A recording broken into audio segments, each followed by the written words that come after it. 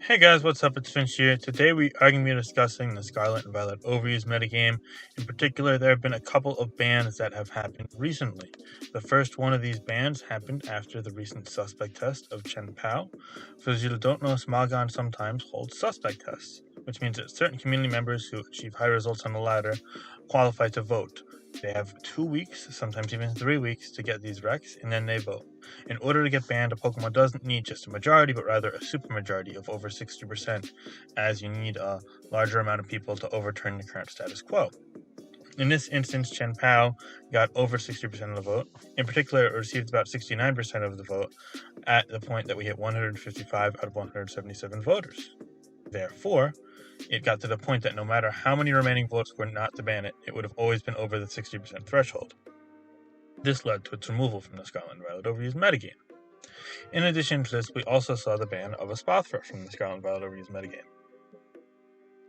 Espathra is far more polarizing than Chien-Pao in my opinion, because while it did not have the same lack of counters and innate strength, it arguably was able to snowball into something even more bigger, badder, stronger, and more potent. Chien-Pao is a Pokemon with its sheer strength, allowing it to really tear through things. It had the equivalent of over 170 base attack thanks to its ability, and it also had an awesome speed tier. Espathra is a Pokemon that has one of the worst base stat totals of any Pokemon ever to be banned. However, it got banned nonetheless thanks to the combination of speed boost, Terastallization, stored power, and calm mind. This allowed for it to really snowball out of control. In this video, we're going to look over some replays featuring these two Pokemon at a high level of gameplay, and we're also going to discuss what is going to happen next in the metagame, how I feel about these bans, and anything else pertaining to Scarlet and Violet overuse. So this is a game here, actually, in particular, that was one of the first big kind of, oh crap, we gotta listen to the Espathra games, and I want to actually highlight it. Normally, I just go over general commentary, but see, this is a game where Chief Tribal, also known as Well OU, he brings us two steel types, he brings Setup Sleepers Force Pressure, but despite that, and despite the lack of light screen, see, look at this, what this Espathra is doing here. Even despite the timely Terastallization, if he doesn't get that 30% power, which he doesn't get, the game just ends on the spot. Look, Terra Fighting here, and with that Terra Fighting in mind, and all of these fair turns provided, there's nothing Chief Tribal can do. Nothing whatsoever.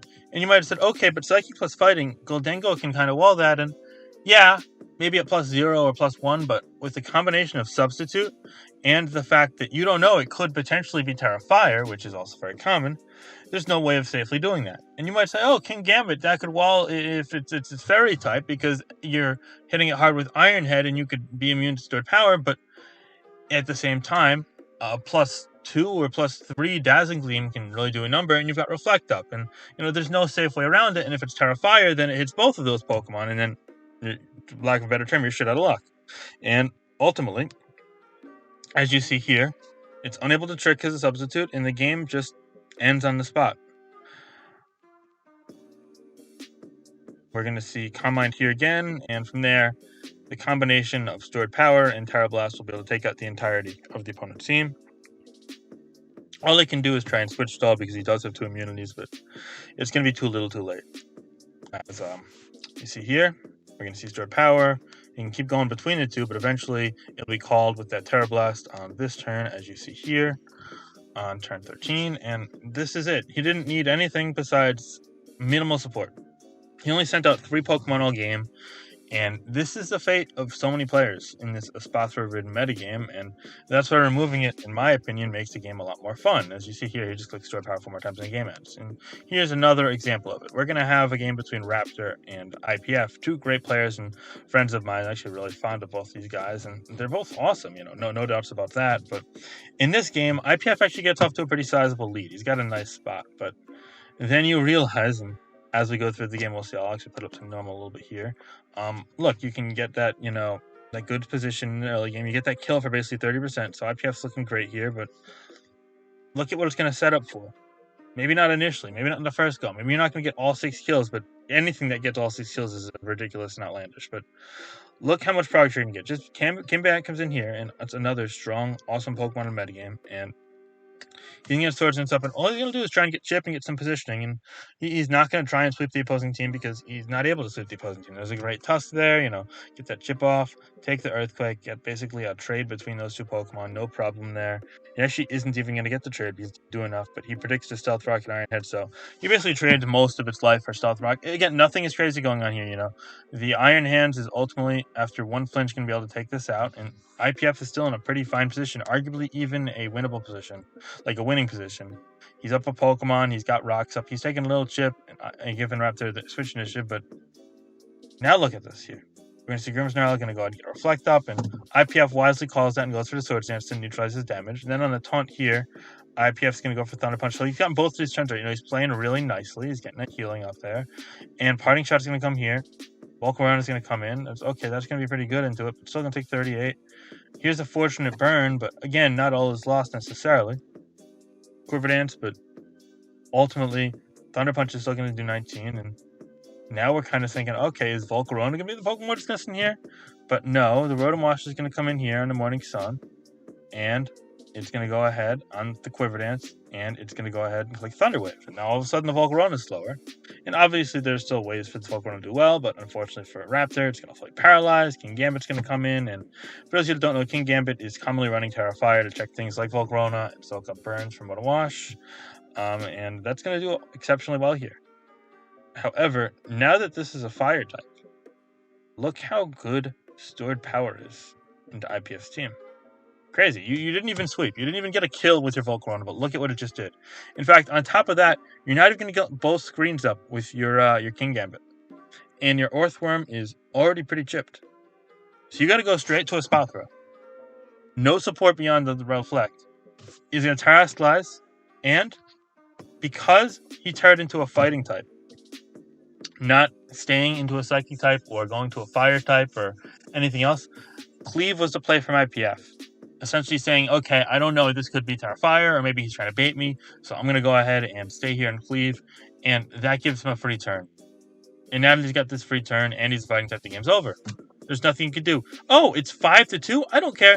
The game is clearly won for Raptor. Look at this. So he's going to go ahead, and he's going to take the speed boost. On top of that, now Rotom Wash can come like, okay, maybe get that Thunder Wave off.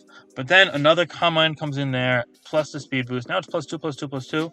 Add insult to injury. In case he wasn't going to kill with the stored power before, he's going to get another 20 base power on top of that with that speed boost and the Protect, plus leftovers. And then stored power is going to comfortably take out the Rotom Wash, and the game's over. This is despite having Thunder Wave. This is despite having offensive pressure in the form of Dragapult. Despite having a Dark Tech like King Gambit. It really is outlandish. You cannot beat this with... You cannot beat Espathra with an offensive team unless you have a way to remove screens or priority, or maybe even a combination of the both. And if you want to use a bulky team, then you will have to use something like Terra Dark Clodsire or Skeldritch or Toxapex with Terra Dark and Haze or Toxic, Things like this, it's just far too out of the realm of the ordinary and too restrictive in the metagame, and therefore, thankfully, we elected to ban Espathra through unanimous council vote. It got 9 ban votes out of 9. This was not done in spite of a suspect because the community didn't support it or anything like that. Actually, we had a community survey, and the results that'll go up on Wednesday, and in this community survey, it got more support than any Pokemon in the history of the service. That's how crazy Espathra got. People started using screens and Earthworm and Terra Fire again, and all of a sudden it was a little too much for the metagame. So we got it out of there. But also, Chien-Pao is another Pokemon we were discussing, and let's go ahead and discuss a couple games with that. So Chien-Pao is just a really, menacing Pokemon. It's not always going to sweep you outright like Espathra. It doesn't have that same ceiling, if you will, but it's still a very strong and potent Pokemon. It's something that, you're going to want to have a really dedicated switching to, but then you notice that none of them exist, so you gotta go, I gotta go Great Tusk on the Crunch, or I gotta go Rotom Wash on the Ice Spinner, or Volcarona on the Ice Spinner, I gotta pivot around, I gotta burn my Terra, baiting a Crunch, turn into a Fairy type or a Fighting type and try and kill it. Like, those are the ways around it if you're not running like a Quackle Ball or something really extreme for it, and even then, Quackle Ball can get 2 killed by a Choice Banded variant, so, again, it's not a Pokemon that's going to just come in and the game's going to end like Espathra from those last 2 replays, but it's very feasible for it to potentially come out and get a sweep here, there, anywhere. Unfortunately, my guy IPF seems to be catching some strays in this video. It's another replay of him against a really strong player in Bea. Obviously, this is not spiteful for either player. I've got nothing but respect for these guys. But yeah, ultimately what's going to happen here is they're going to basically trade Pokemon for the bulk of this game. Get a nice paralysis there. IPF's even looking like he's in a decent spot. Maybe fell behind a little early, but he's in a decent spot. Get the rocks up, predict the spin, everything like that. He's doing pretty nicely. But at the end of the day, Chien-Pao is going to come in, turn into a dark type, and nothing wants to switch into it with this Toss Dead. Or King Gambit's going to come in eventually, but even then, you got to scout for Sacred Sword and everything. So at the end of the day, there's no true counterplay. Every time, look, he's gonna basically bait turns in. He turns this into a water type because he's scared of Crunchy, with dies to Crunchy otherwise. He's gonna get the Volt Switch in. Golden comes in, and finally, after a couple sequences, he's gonna be able to get the Volcarona in. And he can't really break this Geldurge with Volcarona, and he can't really kill it necessarily with Goldengal either. But he can risk, bluff trick or get some drops or anything like that. But he's able to force some things out, and ultimately he's able to get the Dragapult in. And Dragapult is going to bait in Volcarona, and Volcarona's EV with 2 Shadow Balls, and they're kind of just going through the motions. But lo and behold, it's not Giga Drain Volcarona. Rotom Wash can take it out because of that, and then Chien-Pao gets another kill every time. It can always counter one kill with another kill. That's 2 already, and it's getting to a really kind of ridiculous point. And games keep going on and on and on. And ultimately, after every kill, you see Chien-Pao, come in and basically force its hand. And even if he didn't get the crit, they would have 2-killed with the burn, and that'll do it. Just that pressure that it forced. Here's an even better example. We got a game when we won in the Smogon Premier League between Blazing Dark and Urs, and look how this game goes. We got a crazy Electric Train team. We got a more of a balanced team with some Unaware Haze, stuff like that.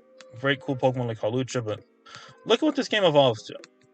Not going to be seeing these cool Pokemon. It's just going to be 2 Chien-Pao basically trying to sweep each other. Look, Pao comes in here, going to get a nice size scratch off, like, oh crap. But then Pao's going to over-predict thinking that Armoth's going to come in, and okay, great play there from Blazing Dark to stay in, but once this Hawlucha out of the way, look what happens here. Pink Urchin comes in, Hawlucha gets foddered, Body Press.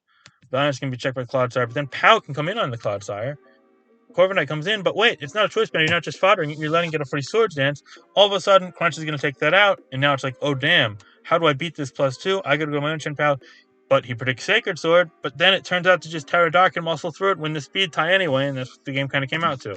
And now this Chien-Pao with that gun is going to take out the next 4 Pokemon, so it gets all 6 kills in this game. And that's despite a team having Corviknight, having, a Dark Resist and Ice Resist, and a way of potentially even luring in Chien-Pao to Terra Ghost, and obviously that got a little out of hand from there. It's going to basically lead to a forfeit there. And all in all, Chien-Pao, it just didn't really have any true counters, and the checks were few and far between. So we had to go ahead and have a suspect vote on it, and it ultimately got enough support to get banned, of course. So here we are. In my opinion, minigame's a lot better. Finally more room for balance and offensive teams to fit things, not being so forced. Use super bulky Pokemon or very specific cores, and I think that's awesome. What do you guys think of the bans? What do you think's coming next? Let me know down below in the comments. Be sure to like and subscribe as well. Follow me on Twitter if you guys are interested in any further updates or memes. And thanks for watching. All right, later guys. Have a great day.